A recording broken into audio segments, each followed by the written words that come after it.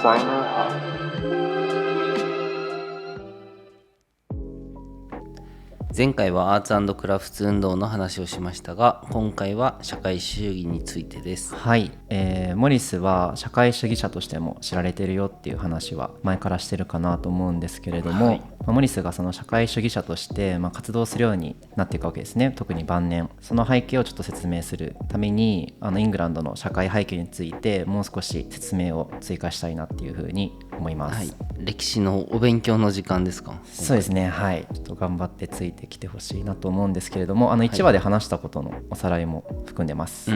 当時のイングランド、および欧州ですね、何が起きてたかっていうところを、大きく分けて2つにまとめていて、1つ目が帝国主義だったりとか資本主義の流れで、資本家だったりとかその中産階級と呼ばれる、民衆ですよね、貴族とかじゃない人たちっていうのが力を持ち始めたよねっていうのがあると思いますと。で、帝国主義って何なのって話なんですけど、一つの国家が領土とか植民地の拡大っていうのを求めて海外にどんどん出ていった時代だったんですよね、この時。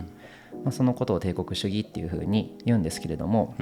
産業革命とその資本主義が合わさって発展したことで、欧米諸国ってその新しい原材料の供給地だったりとか、それを加工して売る新しい市場っていうのを必要とした。今もね、このグローバル化した世界なんで、みんな自国で売ったものを他の国に売って、貿易で利益を上げようみたいなのって、今となっては当たり前なんですけど、この当時にようやく出てきたと。で、欧米諸国はそのアジアとかアフリカを植民地にしてましたよね。インドとか南アフリカとか、そういったところから資源を取ってきて、それを自国で作って、世界の工場って言われたわけですよね。で、それをまた植民地で売るみたいなことをして、すごく潤ったと。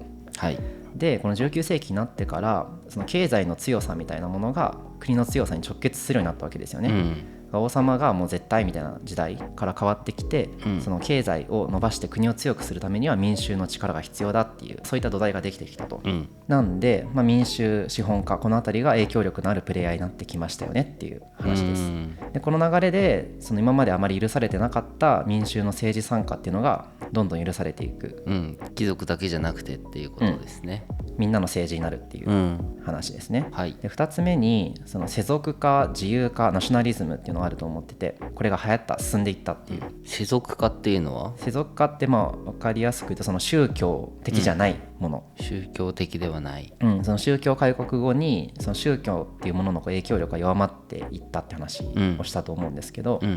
絶対王政とかのさらに前の話です。教会が王様よりも強かった時代があって、で、宗教の在り方これじゃダメじゃないっていう話が出てきて、で、王様が強くなって、それがまたフランス革命で王様がこけて、で、今は資本家が力を持っているっていうのがこの19世紀の状態で、この宗教の影響力が弱くなったことで、自分たちの生きている意味とか、社会の在り方みたいなアイデンティティがかなり行方不明になってたっていうのがまずあると思いますと。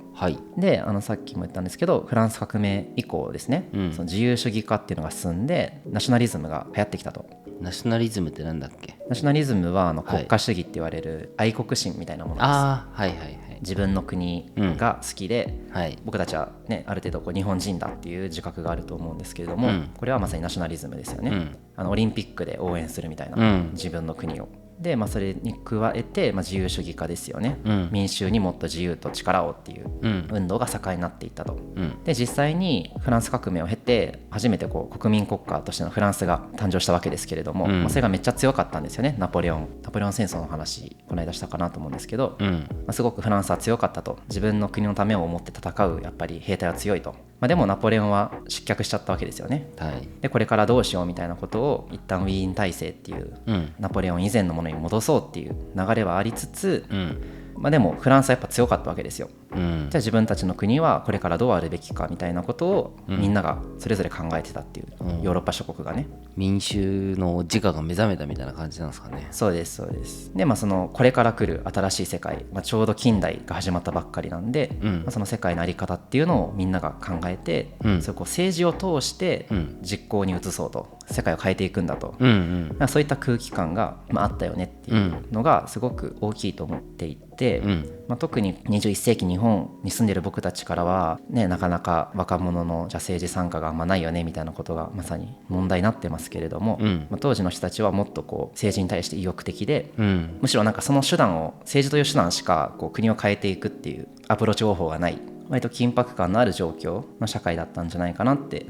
いうふうに思います、はい、で特にイングランドって伝統的にその議会政治っていうのが発展したんですよね、議会をもうフランスとかドイツとかのずっと前から議会っていうものと王様っていうのが両方存在していて、なのでやっぱり政治議会に参加するみたいなところ、そういった文化の素性はすでにあった、なんで政治に不満があったりとかすると公開集会だったりとか嘆願活動が行われるようになって組合みたいなものもどんどん作られていくっていう、そういった流れがこの時代のイングランドにはあったかなっていうそういった話です、はい、イメージつきますかね。なんとなくただすごい過酷な感じだよね。結構一人一人の責任感じゃないけどさ、何をどうしていくかそれに対してどう行動するかみたいなところは、民衆に求められる時代だなと思ってて、今じゃ想像できない感じだよね。そうですね、やっぱ貴族意識がそれこそ現代生きる僕たちからすると会社とかにあったりするわけですよね、会社とか自分の家族とか、なんとか家みたいなものにすごく誇りを持ってるとか、これはまたちょっとね封建制っぽいあれなんですけど、この時はその貴族意識みたいなものが国家に対してすごく強かった、で強くなり始めた時代なんですよね、黎明期ですよね、それをベースにこの後じゃあ第一次世界大戦とか二次大戦っていうふうにつながっていくわけですけど、ちょうどそういった意識が生まれてきたのがこの時代だったっていう感じです、でじゃあ実際にどんな取り組みがあったんだろうっていう話をしていきたいです。はい、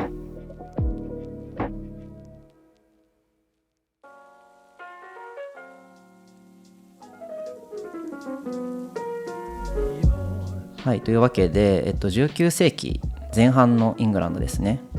すごく自由主義的な改革が進んだよっていう、民衆がどんどん力を持っていく、資本家が必要だからって話ですよね、で政治とか宗教とか経済とかあらゆる分野でこの自由主義的な改革が当時進んでましたと、でまず宗教について見ていきたいんですけれども、イングランドの国のこの宗教、イギリス国教会っていうのがあったよねっていう話をしたと思うんですけれども、伝統的なそのイギリス国教会とか宗教改革以前からあったカトリックっていうものはどっちかというと弾圧されてたんですよね、イングランドで。で、この弾圧がひどくて、なんかカトリック教徒がね国王の暗殺を企ててるみたいなことも1605年、この時代からすごい前ですけど、ずっと前からそういう風に弾圧されてたっていう歴史があります、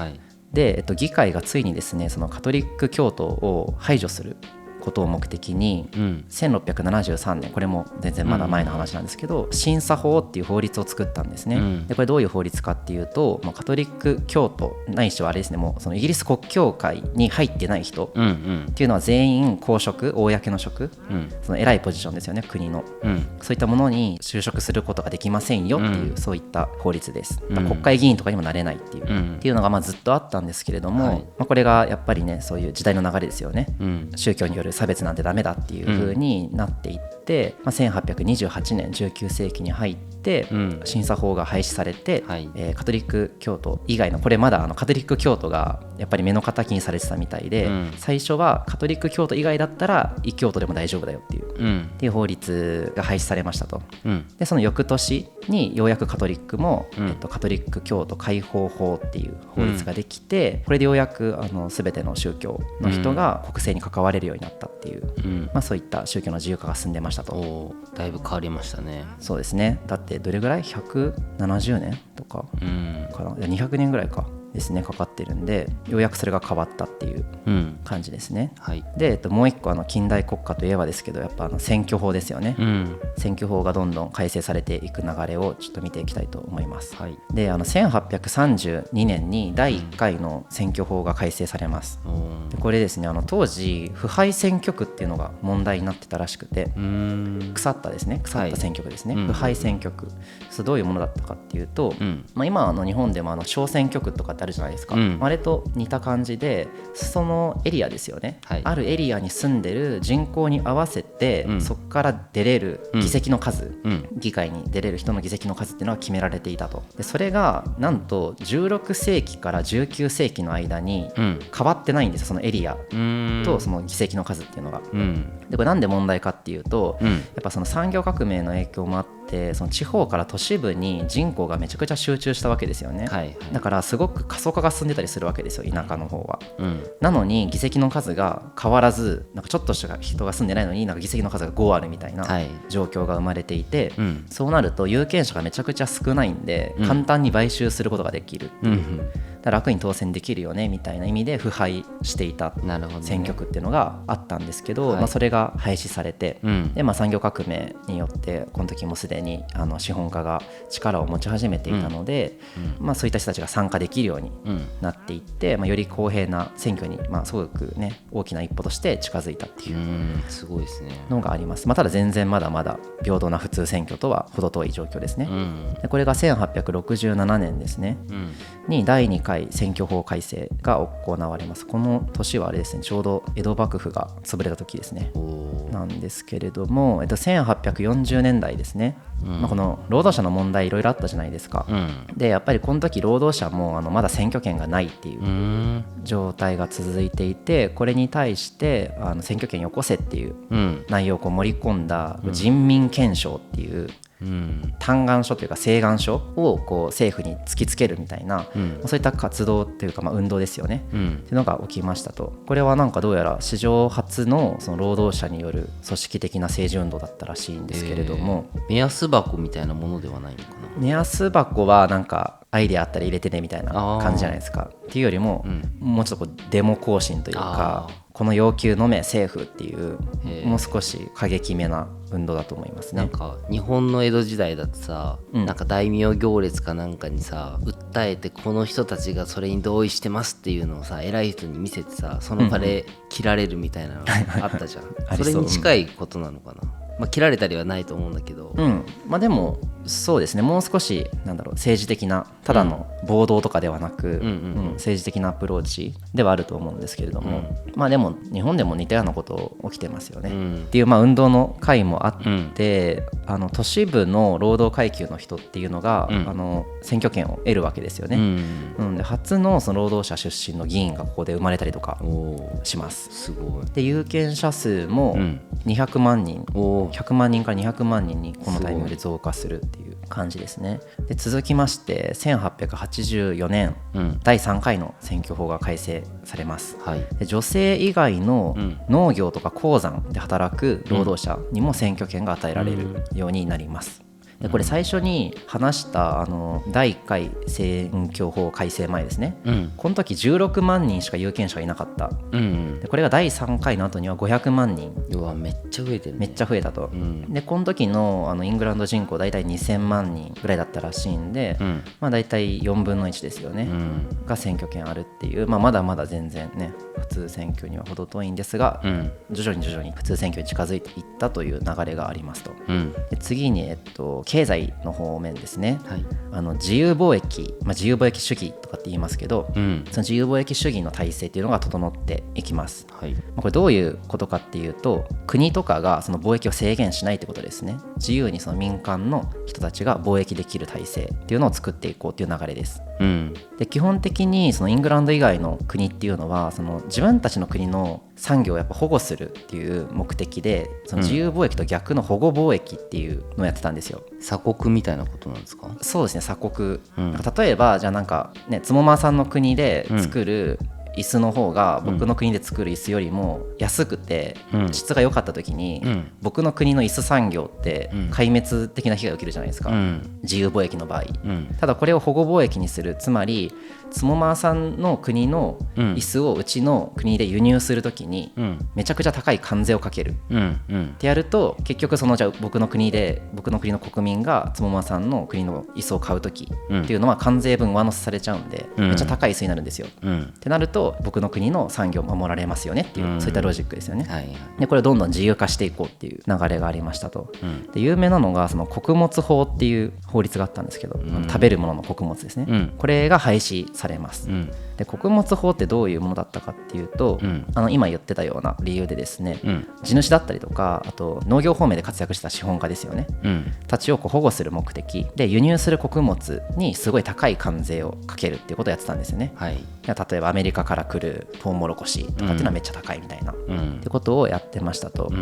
ただこれどうしてもイングランドもね島国でアメリカほどすごい広い土地を持っていないので、どうしても輸入するその穀物に頼らなきゃいけないっていうのがあるわけですよね。そうだよね。ただこれの値段がさっき言ったロジックで上がってしまうので、ちょっと困るよっていうのが、その産業資本家たちのこう不満として出てきていたと。でここでとんでもないことに、19世紀の半ばですね、ジャガイモ飢饉っていうのが発生するんですね。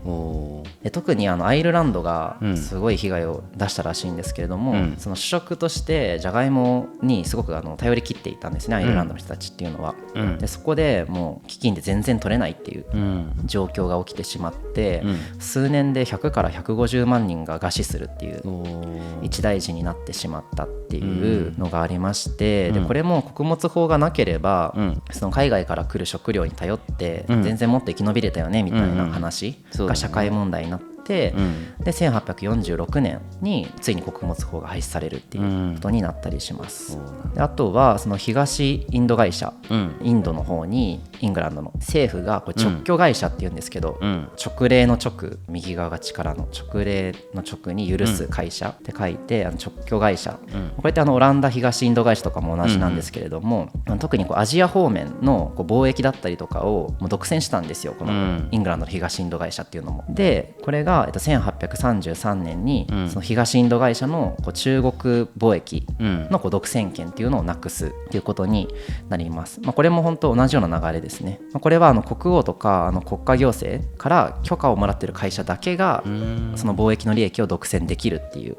状態が続いてたんですけれども、どうしてもね自由貿易しようっていうこの時代の流れに逆らうことは難しくて、民間の会社ももちろん中国とかインドの貿易に噛みたいわけじゃないですか、儲かるから。そうだね、それを国が許していくっていう、そういった流れになります。どんどん柔軟にしていこうぜっていう感じなんだろうね。そうですね、それもだから国が急に優しくなったとかじゃなくて、その社会の要求として、資本家だったりとかにもっと活躍してもらわないと、国力が、ね、落ちていってしまうんで困るんですよね。すごい必然的な流れとしてありますと。でもう一つ、航海法、海の方の航海ですね、航海法も廃止されます。で航海法も似たような法律で、あれですね、イングランドに出入りする貿易の船、それがそのイングランドの船はその貿易の相手国のみの船しかダメだよっていう法律があったんですけど、これが1849年ですね、廃止されますと。でこれって中継貿易ができないみたいなことがあったんですよね。じゃあアメリカのものを運んでくるときにどっかで一回寄って、それなんかまた詰め替えたりとかして、例えばじゃあオランダ船にそれを乗せ替えて、でそれがイングランドに届くみたいな、こういったことも許されてなかったんですよ。でこれがなくなったことで各国の船がどこでもどの船でも自由に手入りできるようになったっていう意味で、より自由主義的な状態になっていくっていう、どんどん民衆にっていう力が働いている、本当に資本家の意見がバンバン通るよねっていう状態ですね。だいぶガラッと変わってきましたね。そうです、柔軟に対応しているというか、なんで、これ労働者とか本当に日銭稼ぐのに精一杯の人たちが、今言ってたようなことを全部考えてたわけじゃもちろんないと思うんですけど、やっぱ富裕層とか知識人とかそういう人たちは、こういった問題についてすごく関心があったはずなんですよね。僕たちが生きるこの社会どうしていけばいいんだみたいなことをやっぱ考えて、でいろんな議論を交わして、で実際に政治に参加して、で実際にこうやって変わっていくわけですよ、世の中が。でこれ今話してた話も全然100年間とかの間の話なんですよね。もっと短いか、普通に1830年代からじゃあ60年代とかだけでもすごい変化があるわけですよね。でそんないろんな問題がある世の中ですけれども、やっぱり一つ大きいテーマとして資本主義っていうのがあるわけですよ。そうね。というのも資本主義を前提にしたこの今の産業革命によるいろんな弊害っていうのが顕在化してきてますよね。労働問題とか環境がどうだとか、商品の質が悪いとか、いろいろできてますと。で続々とイングランド以外の国も産業革命を起こしてきていると。で僕たちイングランド人っていうのは、その産業革命で世界ナンバーワンの大英帝国を作り上げましたと、でもこれからどうしていくんだみたいなことを考えたいわけですよね。って時にどうしても黎明期の資本主義、今でもいろいろ問題ありますけれども、当時の資本主義って本当に問題だらけだったわけですよね。でそこに対して批判的な意見っていうのが出てくるのってすごく必然的だなって思ってて、それが社会主義みたいなものが流行る大きな要因になってるだろうなっていうのが僕の考えというか、としてあるなっていう感じですね。でモリスもそんな時代に社会主義を目指したっていう、なんかここまでのちょっと前提がないと、突然ウィリアム・モリスっていう人がなんかデザイナーやってるんだけど、なんか社会的なことにも興味があって、で今のその資本主義みたいな体制に対してすごくアンチテーゼとして社会主義を掲げたんだみたいな、なんかすごくクリエイティブなことを政治運動としてもやってるんだみたいなことって割と誤解しがちだなと思ってて、もちろんそういう面もあると思うし、彼も本気で考えたとは思うんですけれども、やっぱその他の知識人と同じような流れで社会主義にたどり着いてるなっていうのは、そこまでイメージほど特別なことではないんじゃないかっていうのは、僕の感想としてあります。で、モリスもこの社会主義を志した時代っていうのは、それなりにデザイナーとして活動してきてるタイミングなわけですよね。で10年ぐらいですよね、モリスのその紹介を立ち上げてから、10年ぐらい必死に物を作ってきましたと、でもなんか自分の仕事は確かに世の中のためになってると思って彼はある程度、もちろん作りたいっていう欲もあると思うんですけども、こういう商品があった方がいいだろうっていうそれなりの美学があってやってるわけじゃないですか。でも世の中ってあんま変わっていかないし、なんかどんどん悪い方向に行っちゃってるんじゃないかと、ってなった時にやっぱりこの芸術のその領域でできることっていうのは限られていて、芸術領域で頑張るのも確かに大事だけど、もっと社会問題にダイレクトにアプローチしていかないとダメなんじゃないかっていうところが、多分徐々に年を取ってきたモリスがいろいろ考えてもおかしくないよなっていう、そういった社会背景だと思うんですよね。で結局やっぱりその根本から変革していかなきゃっていう強い思いで、彼は社会主義者としての活動にもうまさにのめり込むんですよ。この後それこそ仕事をねほっぽり出してめちゃくちゃ講演するとか政治活動に参加するとか、そういったことをやっていくんで、この辺りもモリスの性格が出てるかなって思うんですけれども、そういったモリスの背景について話してきたっていう感じですね。この後、次はですね、じゃあ実際社会主義ってどういうものなんだろうみたいなことを話していければなと思ってます。なかなか社会主義とはっていうすごい難しいし、すごく政治的な内容を含むテーマなので、僕たちにもどう取り扱うかっていうのは考えたんですけれども、そこまで深入りせず、当時のじゃあ社会主義ってどういう考え方があって、でモリスはそれに対してどう考えたのかみたいな、割とざっくりになっちゃうんですけれども、そういった流度で話せればいいかなって思ってます。では今日はこの辺でまたお会いしましょう。ありがとうございました。ありがとうございました。